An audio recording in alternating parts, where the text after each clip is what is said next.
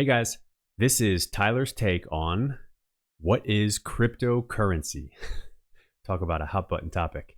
Now, before I go any further into this video, I need you guys to all understand that nothing that I'm about to say should be interpreted as or considered to be any type of financial advice. This is solely for informational purposes only. I'm creating this video as a video to inform you if maybe you're just now hearing about cryptocurrency for the first time, kind of what it is, when it was created, why it was created, and what it can be used for. It's something that I've had a lot of interest in. I've been involved with cryptocurrency for the last 5+ years.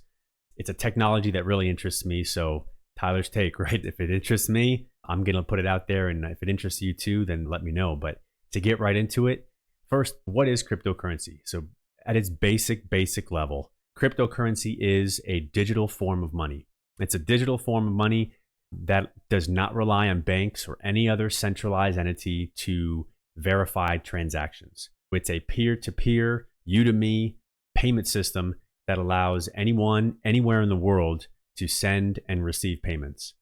Up until now, if I want to send money to anybody or buy anything, I first have to put my money into a bank account. So I open up a bank account and I deposit money in there. And then if I want to send money to somebody else, it has to go through a couple different steps. And then it finally goes to the person who I'm trying to give money to. It goes to their bank, and then their bank is able to give the money to them, and so on and so forth. This whole process is time consuming, it's costly. And because my money is touching hands to so many different people, I have to trust everyone that's involved in the process. So cryptocurrency was first created back in 2009. It was created in 2009 by a man or small group of people that went by the name of Satoshi Nakamoto. They created Bitcoin, or he created Bitcoin in response to the global financial crisis of 2008. And if you're not familiar, it's where a bunch of banks failed due to some form of insolvency. I won't get into exactly what happened and how it happened. There's all kinds of articles and even movies about how it all went down or why it all went down, but essentially banks failed due to some form of insolvency. Insolvency is just basically the banks owed people more money than they had. So I gave the bank my money, and then when it came time for me to get that money out, the bank told me I don't have enough money to give back to you. That's a problem, and that's how banks fail. So a lot of people, they lost money, they lost jobs, people lost retirement money, or full in retirements in total. It was a really bad time for the economy and a bad time for the world. So you might be thinking, well, what if I want to use money and not trust banks to do the right thing with my money? Well, that is crypto. Now, I say that, okay, we're talking about banks failing. If you've heard anything about crypto, you're probably thinking, well, what about all these crypto companies that have gone bankrupt? And what about all these crypto scams I've heard all about? Well, 90% of those crypto scams you're probably talking about are because companies tried to act like banks. You're probably thinking of companies like FTX, Celsius, Voyager Digital.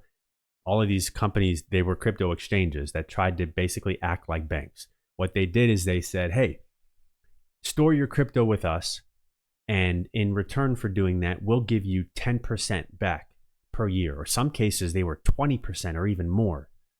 Well, heck yeah, if I got a bunch of cryptocurrency sitting around doing nothing that I'm not planning on spending, why wouldn't I just keep it with you? Hey, you'll keep it safe, right? And then you'll give me 20% back in a year. I can't even make that in the stock market. So sure, sign me up. Well, the way they were able to give you that money is you would give them your crypto. They would then invest that crypto. And if they promised you 10% return, they would probably try to make 20% returns. They'd give you 10%, they'd pocket the other 10%, and everybody's happy. Well, what happened was these crypto companies took your crypto, they invested it, their investments went bad, and then they didn't have the money or the crypto to give you back, and they failed. It's the same exact thing as banks do. Anytime any financial institution is offering to pay you money, it's because they're betting that they're going to make more money than that. Nobody's in this game to lose money. So if they're going to pay you money to hold your money, there's a reason for it. And they're hoping to make some money off the money you have as well. So crypto exchanges went insolvent. Banks in 2008 went insolvent. And even last year, banks went insolvent. This just happens when you trust people to hold your money and do the right thing with it. So crypto was a way around that. I don't have to trust you. I can be my own bank, essentially.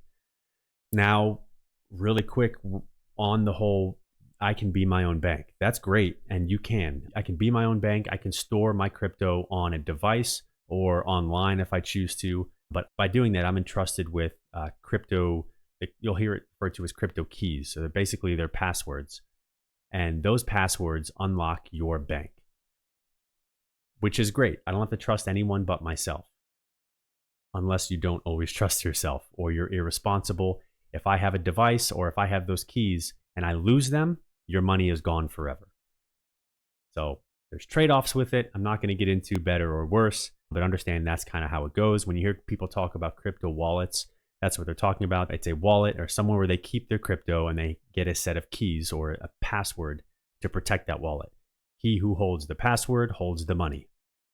Now, another big question I get, or a big question that I get is, hey, I hear all about this crypto, but what can you actually buy with crypto? Like, can you actually use crypto to buy things? And first off, the short answer is yes. Now, although the initial invention of crypto was to be able to be used as a medium of exchange to buy everyday items like coffee or clothing or food, anything like that, currently, due to transaction fees and transaction wait times, it's kind of been slow going. Although there are programs and systems in place to fix those issues, we're not quite there yet. So that being said, you still can use crypto to purchase things. You can use crypto to purchase things like vehicles, luxury goods like watches. You can use it to purchase insurance. You can use it to purchase real estate.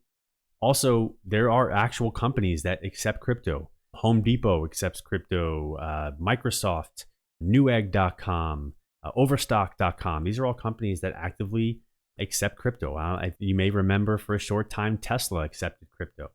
So it can be used. There just are some disadvantages currently to be using it to buy a cup of coffee. If it's going to take my transaction 10 minutes to settle, who wants to wait in line behind me for 10 minutes while my transaction goes through?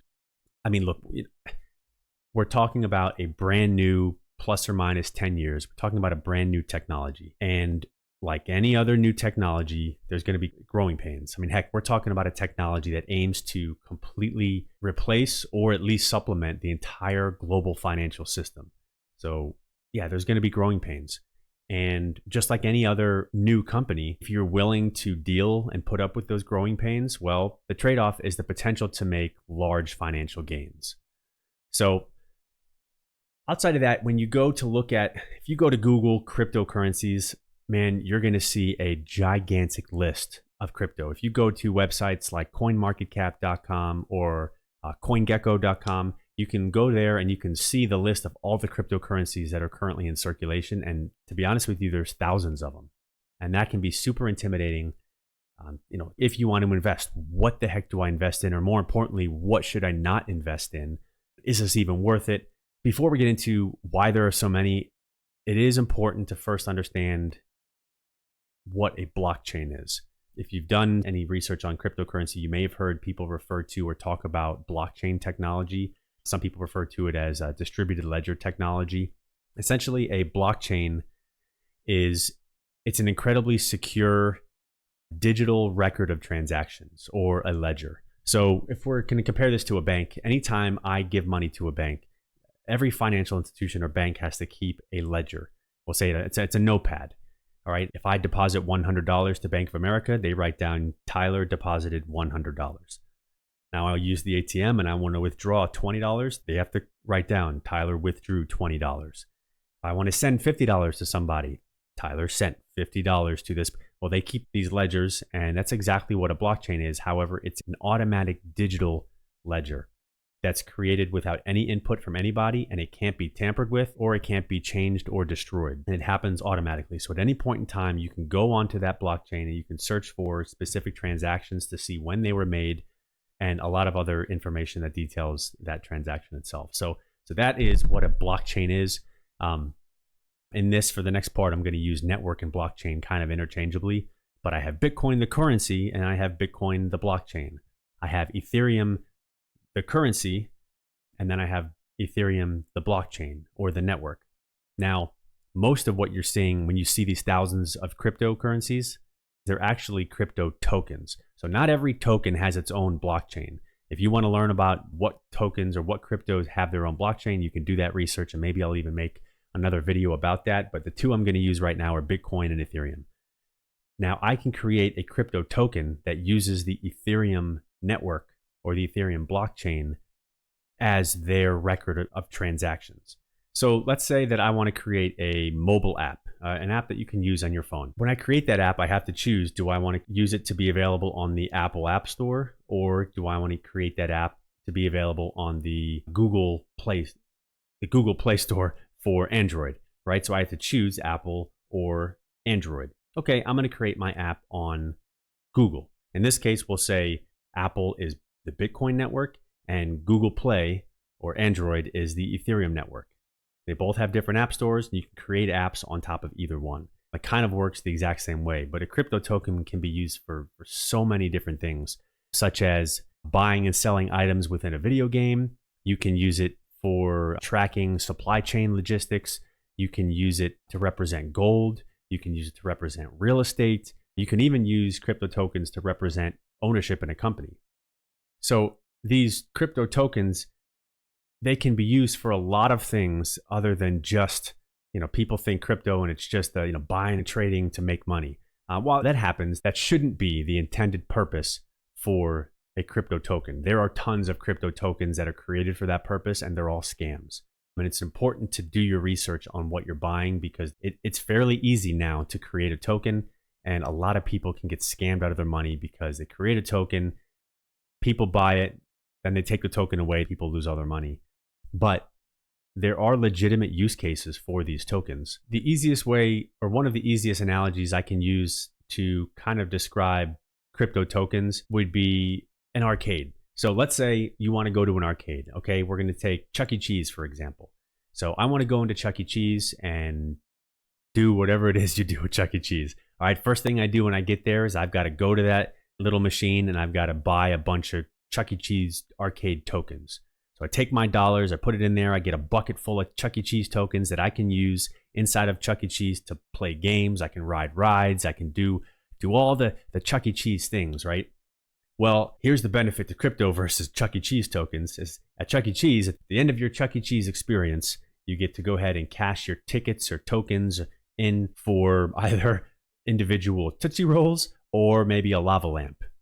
Well, with crypto, you can go into that ecosystem, into that Chuck E. Cheese. You can use your crypto tokens to do what it is that you want to do. And then when you leave, you can take those tokens and you can convert them back into maybe Ethereum or even US dollars. And you get to take your money with you. So that's kind of the easiest way I like to think about crypto tokens. It's you buy them to use them for a purpose in a specific ecosystem or within a network. But I can create a token on the Ethereum network, the Chuck E. Cheese token, but I want to build it on the Ethereum network because I want it to use Ethereum's blockchain. I want to use their ledger for making sure all my transactions are stored and legitimate. So that's kind of the difference between cryptocurrencies, the currency, and then crypto tokens. And maybe I'll make another video about the differences between those and kind of what cryptocurrencies are used for versus tokens, but that's the basics for now. So anyways, guys, at the end of the day, crypto is not as complicated as people make it out to be, but I just kind of wanted to put this out to give you a basic idea as to what it is, when it was created, why it was created, and then some things that you can do with it. Now, like I said, it's something that interests me, and if it's something that interests you, please, by all means, let me know in the comments below. If you have any questions about it, it's something that I love to talk about. Ask me down in the comments. I promise you I'll respond. And if you want to hear me go into any other topics on this, leave that as well, and I'll do the best that I can. So other than that, guys, I appreciate you dropping by to watch this, and until next time.